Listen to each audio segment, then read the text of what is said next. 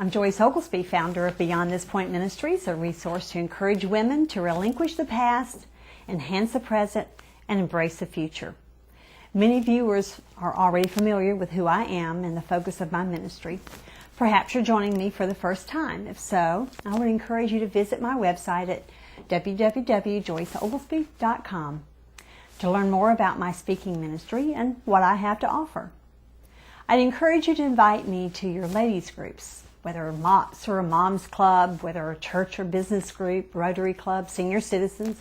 I have a message for you. I'm also the author of a pair of marital intimacy books. They're books that deal with intimacy God's way, from both the sexual and the emotional aspects of your relationship. And by the way, God thinks intimacy is pretty special, so it's okay that we talk about these things. These books have proven to be instrumental in revitalizing, re-energizing, and even restoring marriages, the good, the bad, or the ugly. I hope you'll make it a point to visit my website today and order yours. I want to talk to you today about hunger. Hunger means desire, starvation, appetite, or famine. We typically relate it to poverty, being deprived of nutrition, or shortage of food. You know, though, we're deprived of nutrition in our relationships, with our friends, with our children, with our husbands, and with God. I don't know if you caught the news when Barbara Bush, wife of former President George H.W. Bush, had heart surgery. I was extremely touched by the interview they had of President Bush about his wife's condition. It was the sweetest display of a husband's devotion to his wife. I cried with that sweet man when he choked up over the medical situation of the love of his life. Apparently, he wasn't buying what the medical staff and the media were playing off to be a minor procedure. He said something to the effect, "It doesn't feel minor to me," and at that point, he broke down.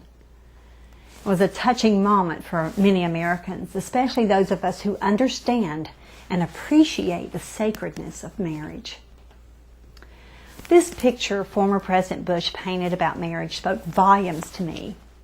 There was a hungering in his demeanor, his voice, his eyes, and even in his tears.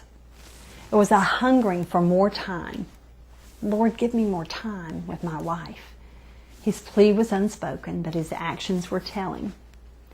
Here's a man who has obviously spent his life devoted to this woman. His heart is clearly undivided in its commitment to her. His thoughts have been consumed with her best interest for over 64 years. What a legacy of love the two of them have shared and passed on. I think it noteworthy to comment on former President and Laura Bush's relationship. Their affection for each other was noticeable during their presidential tenure as well. I always enjoyed their interaction, especially their mutual tenderness and respect toward each other. His father was a wonderful role model of a husband instilling values of love, adoration, and reverence regarding his wife. It makes me proud of their success as men who regard family as priceless possessions. The more I deal with people's issues in marriage, the more amazed I am at their hungering for love. I sit and listen to story upon story of agonizing, oppressive accounts of love going south. Many times I shake my head in total disbelief at how simple the solution is.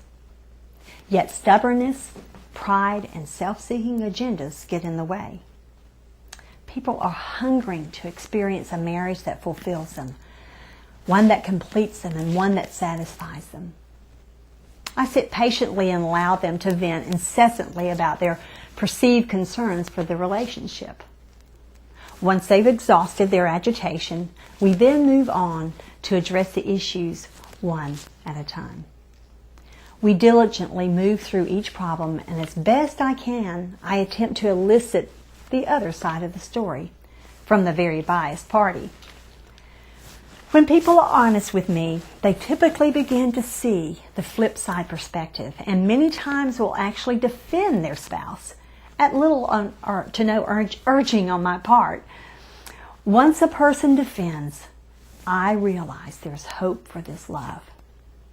It's my belief that a healthy relationship always involves defense of the one you love. I've always been of the opinion that you can say anything you want about me, but keep your unkind opinions of my husband and my kids to yourself.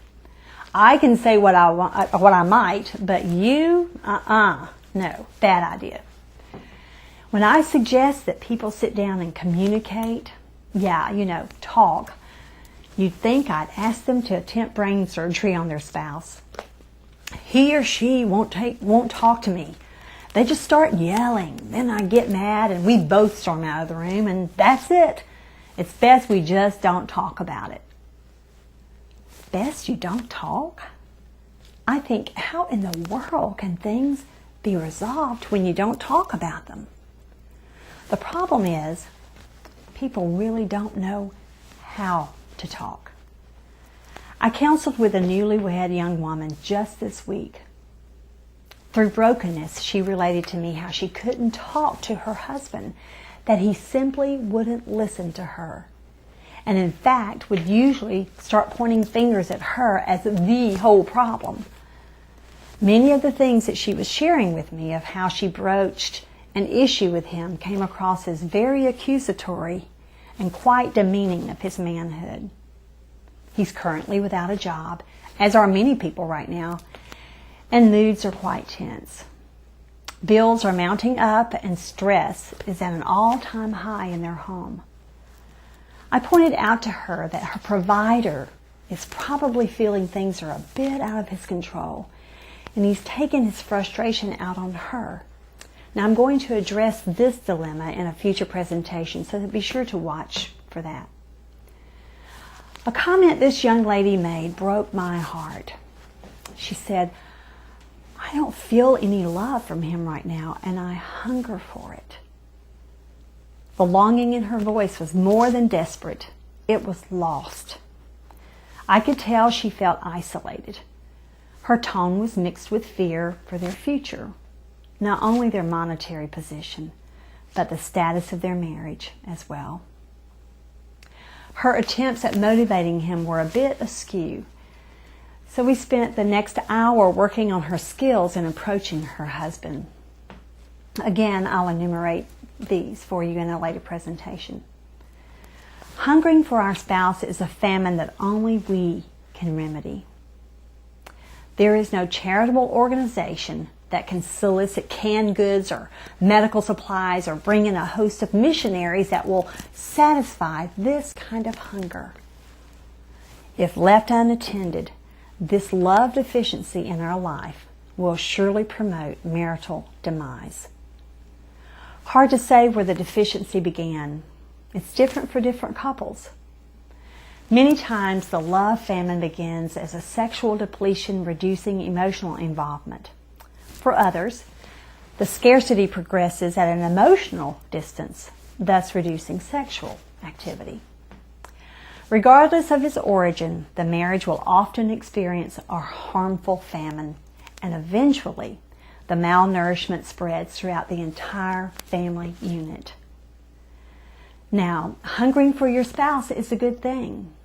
Adapting an anorexic attitude for love in your marriage is quite the opposite. Purposely avoiding feeding on love between you and your husband is never healthy. Like sharing your day with each other, laughing about something the kids have done, or even at yourselves in front of the other, discussing as a team, enjoying each other's hobbies, and that may simply be allowing your spouse to enjoy theirs individually, or concern for each other's families, inquiring about jobs, enjoying church activities together, and of course sharing intimacy. These are things that will feed your love. I appease my hunger on a daily basis. I want to make sure famine never sets up camp in my household. Now, Webby and I have worked on this throughout our marriage. And it takes just that. It takes work, because it doesn't come easy. Days get tough. Kids come with great demands. Hours seem but a moment at day's end. I can recall many days we seen but ships passing in the night, but we always found time to catch up. We didn't let life go on too long without reconnecting emotionally, sexually, and in our spiritual lives. Yet, as much as we hungered for each other, we longed for our spiritual lives to be enriched. We had a full understanding that if we kept our spiritual lives in tune with God, our love would be rewarded. Keeping the communication open in our prayer lives brought together common goals and equipped us to face the world and all its problems. It created a sense of teamwork, and we stood strong against our foes. We would grow and mature in the Word, and as we did, our marriage would be strengthened and enriched as well. Our marriage should also hunger for God. It's not unusual to see someone who enjoys an intimate relationship with God really have a great handle on all other relationships. While that's not always the rule of thumb, it's a pretty good measuring stick. Likewise, couples who have difficulty developing their prayer life together, corporately, in unison, often have trouble flourishing in their marital relationship. While they may seem happy enough on the surface and they get by and may even witness the golden anniversary come around, they truly miss out on that deep, abiding love, the kind where you really hunger for each other. Webby recently went to India on a mission trip for 2 weeks. I was incredibly busy while he was gone, but not too busy too long to literally ache for his laughter, his tender words, his encouragement, and his touch.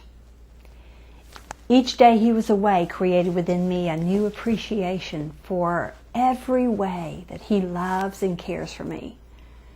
His absence was a welcome reminder of the famine that could be created within our marriage if we weren't attentive to nourishing it sexually, emotionally, and spiritually. God does desire us to hunger after Him as well. In Matthew 5, 6, 7, one of the Beatitudes, it tells us, "Blessed are those who hunger and thirst for righteousness, for they will be filled." Jesus assures us that our longing will be satisfied. We'll be blessed.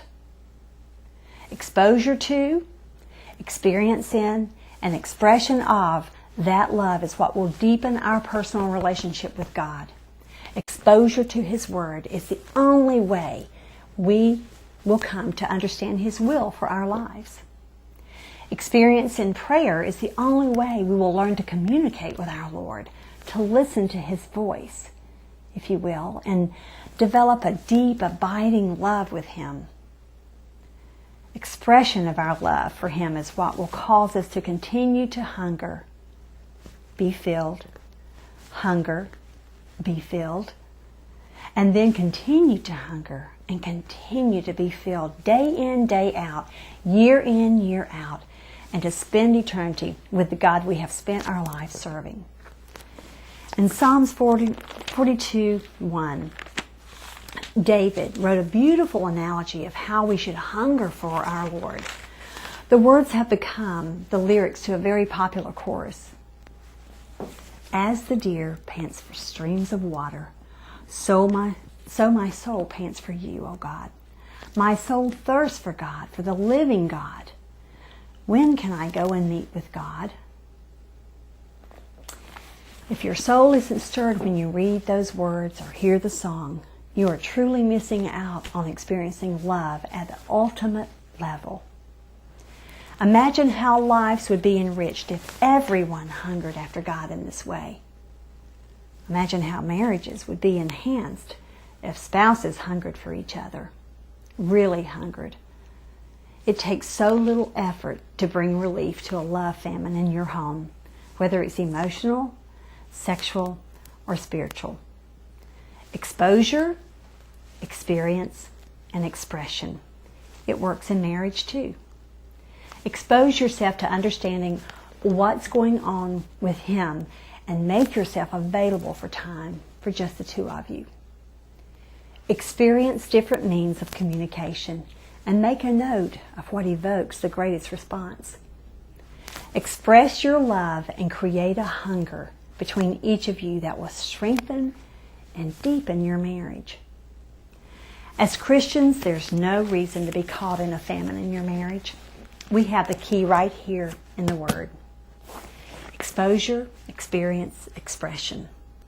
It's really up to us and how much effort we're willing to put into our spiritual and our marital nourishment.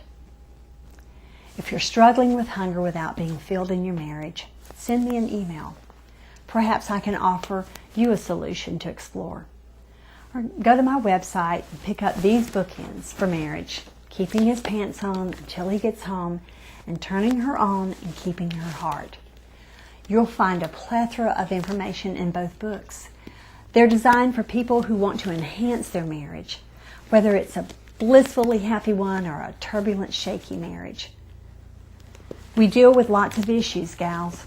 We have some tough days ahead of us. I believe we all anticipate some difficult times. None of us can be certain just what life has in store. But one thing we're assured of, with God in control, everything's going to be all right. I'd encourage you to pray individually and with your husband and family for our country and its leadership, and to fight for our Christian principles to remain at the forefront of this great nation. Thank you for tuning in to Beyond This Point, a ministry for women with its focus on encouraging a healthy home, a healthy life, and the preservation of our precious family units.